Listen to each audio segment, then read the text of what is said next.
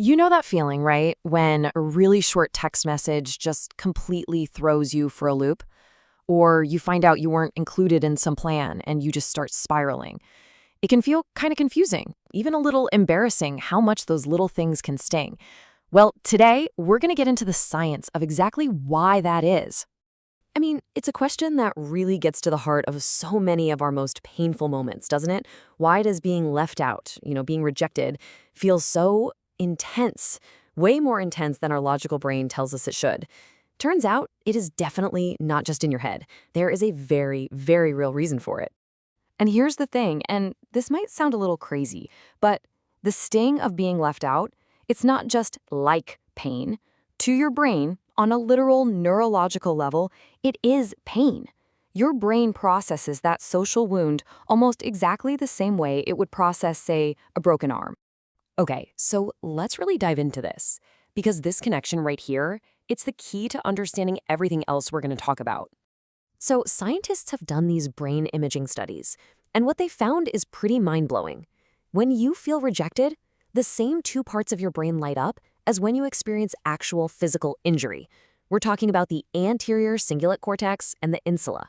So the next time you say that rejection literally hurts, well, you're not being dramatic. You're being 100% neurologically accurate. All right, so we know what's happening in the brain, but the really big question is why? I mean, why on earth would we be wired this way? Well, the answer takes us way, way back into our evolutionary history. You have to remember your nervous system's number one job, its only real job, is to keep you alive. That's it. So when it picks up on a potential social threat, it's not sitting around thinking, are my feelings rational right now? No way. It is immediately sounding a primal alarm, and it's asking a much more urgent question. Am I still safe? And that's why the alarm is so loud. I mean, just think about it. For almost all of human history, being in a group wasn't just a nice to have, it was everything. It was how you survived. Belonging meant you were safe from predators, you had access to food, you had a community. Being kicked out of the group, that was basically a death sentence. And guess what? Your brain is still running on that same ancient, super high-stakes software.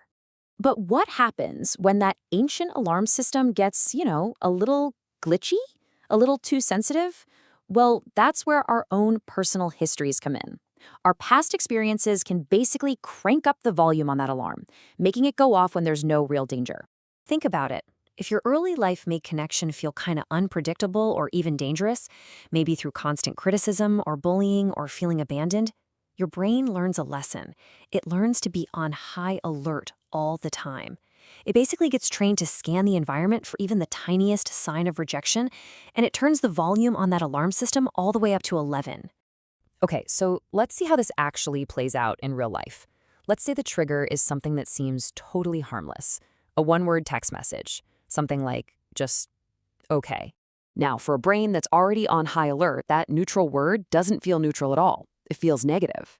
Your amygdala, that's kind of like your brain's smoke detector, it just starts blaring before your logical thinking brain, the prefrontal cortex, can even jump in and say, hey, wait a minute.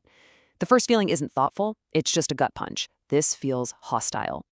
And as soon as that alarm starts ringing, your perception just narrows instantly.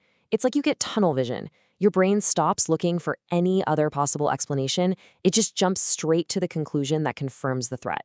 And suddenly, that totally neutral text message, it becomes solid proof that you're being rejected.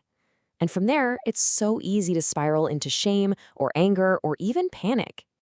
And this right here, this is the trap. In a nutshell, when that threat detection system is dialed way too high, any little gap in information, any ambiguity at all, it isn't seen as just a blank space. Nope.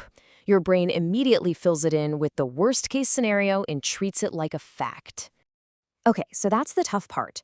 But here's the really important, hopeful part.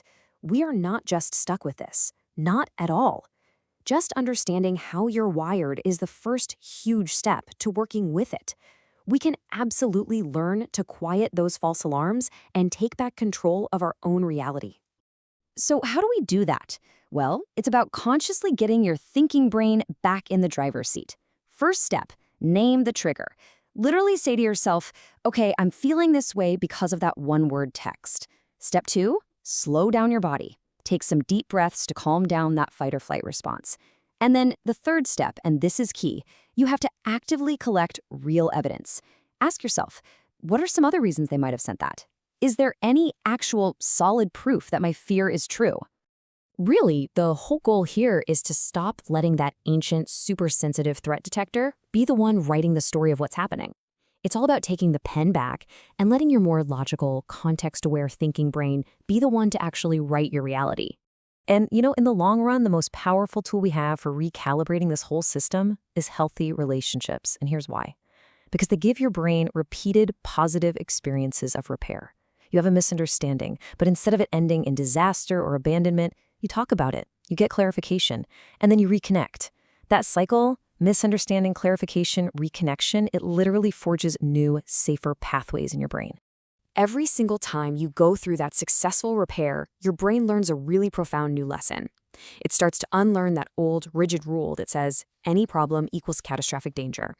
It starts to understand that a little bit of distance isn't always a threat, and that a simple mistake doesn't have to be the end of the world. Basically, it learns nuance. And this all leads us to maybe the most powerful takeaway of all.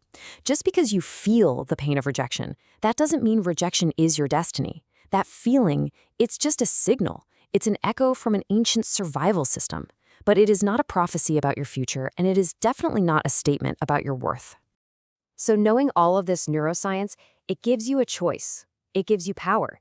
You can learn to hear that alarm go off, and instead of just letting it take over, you can thank it for trying to protect you, and then choose to respond with wisdom instead of fear.